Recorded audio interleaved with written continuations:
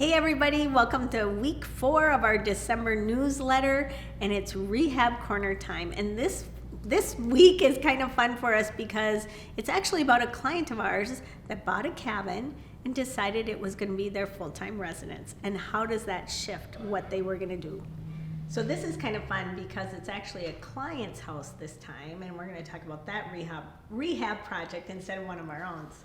Yeah, so when we looked at this home, my clients were looking for a lake home.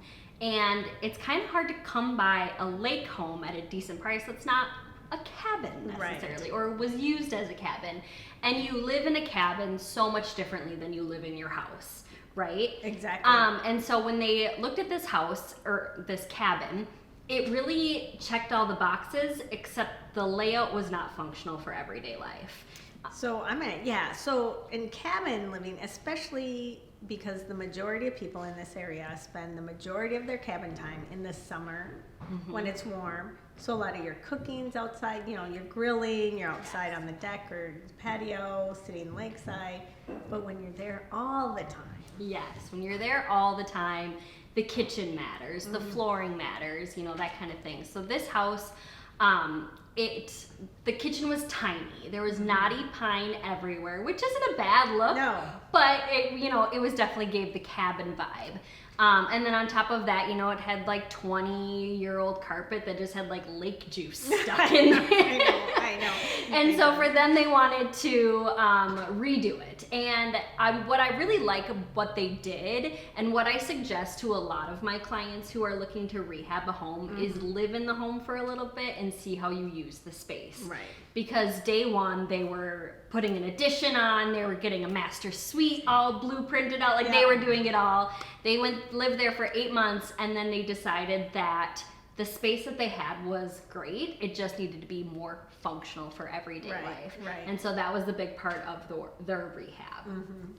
And when we first went through it, because I agree, it was very cabin-y, but it was so cute. Oh my gosh. And the where it is on the lake and the land and everything was so perfect. And you and I were like, well, you could do this, or you could do that, or you could do, right? Yeah, we've definitely gone through a lot of remodels with clients. So I think just being open, and the clients were so open to what we had to say, it really helped kind of envision that this house could be it. Right.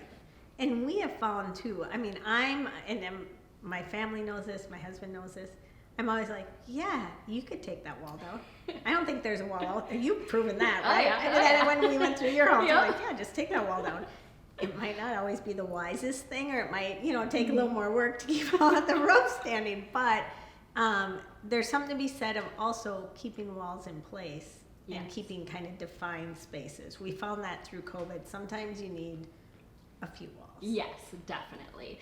And one of those walls that they did keep up is they decided to keep their sunroom as a sunroom. Perfect. And what's really great about that is it's a sunroom, but it's also become their dining space, and they can go in this space and they have their family dinners and they get to hang out with their kids and their grandkids and everything right there. So keeping those walls up was a really good option. Yeah, because we did discuss that, didn't we? Like, you can just blow this out this way. Yep. Yeah, I love when you have those more intimate spaces anyhow, defined rooms. Yep.